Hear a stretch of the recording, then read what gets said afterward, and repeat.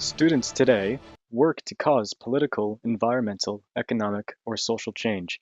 Although often focused on schools' curriculum and education funding, student groups have influenced greater political events. In the 1930s, the American Youth Congress was a student-led organization in Washington, D.C. They urged the U.S. Congress to end all racial discrimination.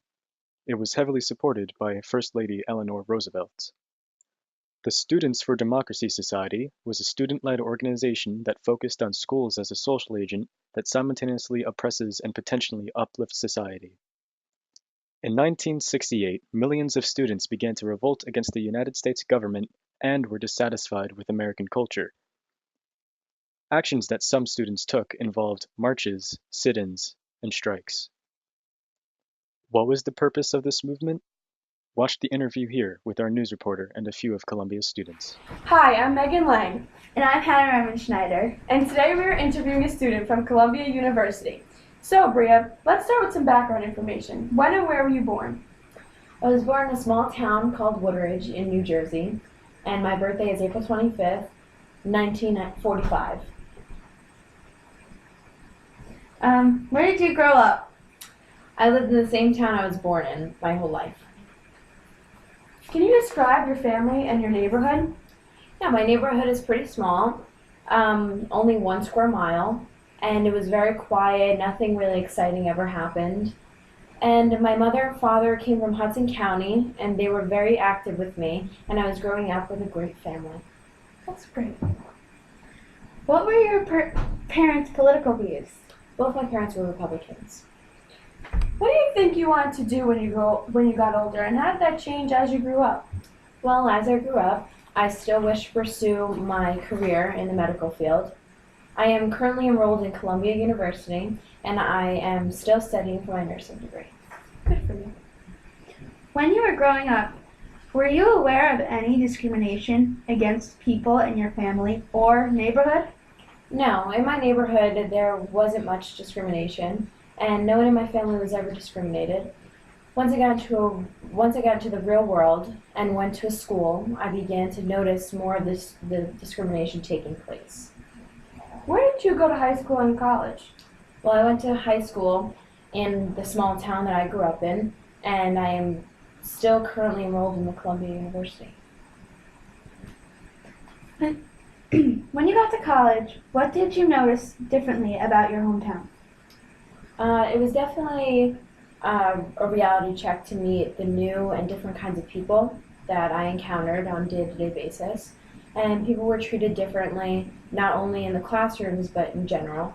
And not all races and ethnicities were treated the same. Are you involved in any organizations and clubs now? Once I realized that was going on, I got involved in the SDS, which is the Students for a Democratic Society.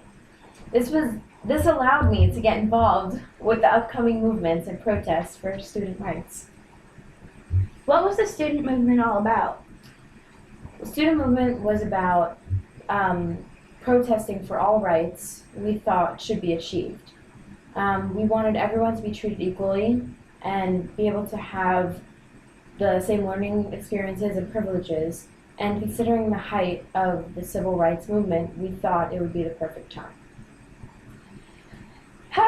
What are you and the other students actually fighting for? Me and the other students are actually fighting for the revolt against Vietnam, the war going on in Vietnam, demanding racial equality on campus and off. We're also campaigning Black power and feminism, racial education reform, and unrestricted free speech rights for students. How did you plan on carrying out this movement? We planned on having marches. We executed sit-ins and student strikes, anti-war teach-ins, and sit-ins when a group of students would go into a local restaurant and sit at the counter without moving at all. And this showed bystanders that we as students were ready to make the change and we're not going to stop until we achieved what we wanted. Now, during the movement, did it ever become violent at any point?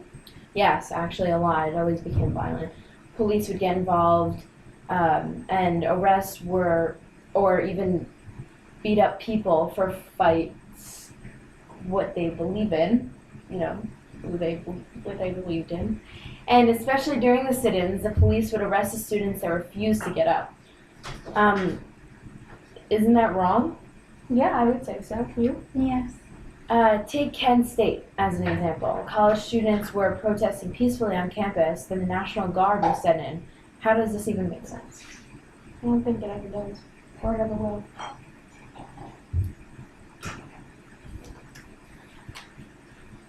Can you elaborate more on what happened at Kent State? Of course. On May 4th, 1970, students at Kent State University began a peaceful protest. Shortly after it began, the National Guard was sent onto the campus to stop it. Within 13 seconds, 67 rounds were fired, killing at least 4 students.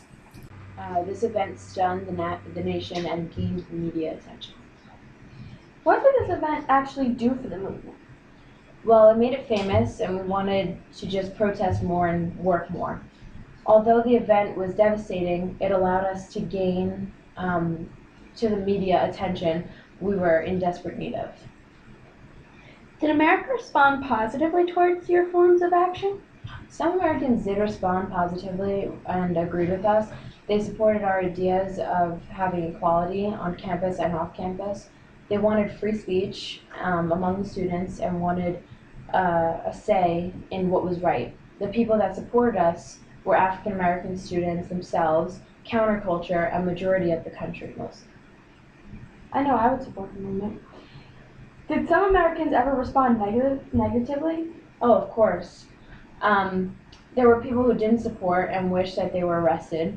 They didn't believe in the change we were looking for. They wanted everything to stay the same as it was. These people were the conservatives, the elderly mostly, and the white Americans who did not support other races.